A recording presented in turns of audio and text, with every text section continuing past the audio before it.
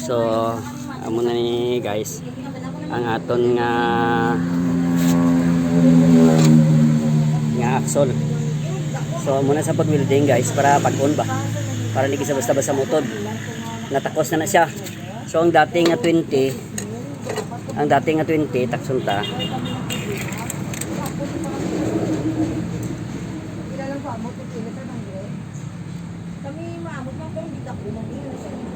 Ang dating nga 20 guys, 20 feet naghimo 10.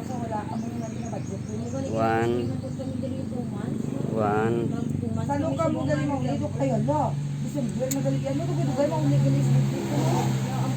nagimo sa 11. So 11 ang iyang alaba. 11 nabuhinan sang 9. So 9 inches gid ang nabuhin. Dati 20 ni siya. So amo na siya guys, kinanan mo ang welding machine, sander. So amo na siya ang pinakadabis. So itakod naton kung sakto gid ang iyang accurate.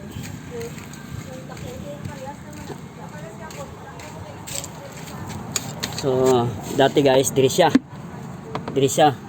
mo na nagsayad siya. Subong arena sa di guys diri.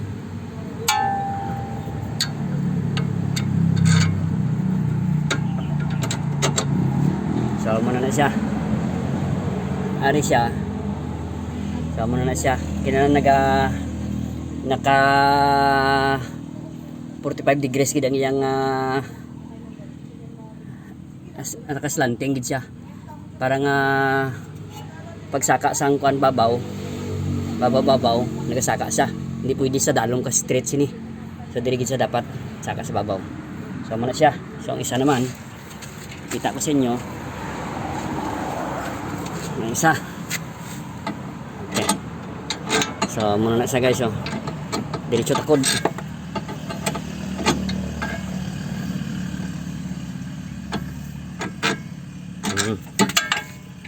So muna na siya guys.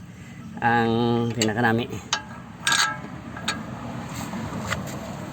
Bali 11 inches na lang, 0011.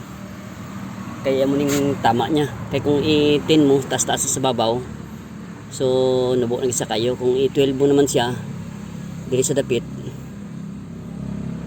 so hindi naman sa kuan basta yung bangga di. So muna siya ang ideal nga pagtakod. So i-convert gigali guys. Amo ni siyang dati oh.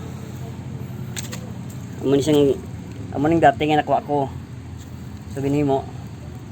Bali dati guys, ako gyapon nagsugpon sini. Kaya ginilog ko na tong dati.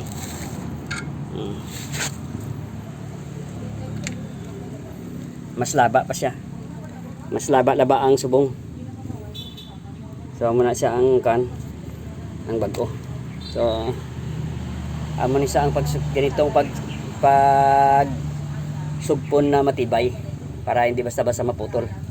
So muna na siya guys, itakod ko para mabalaan kung very good siya.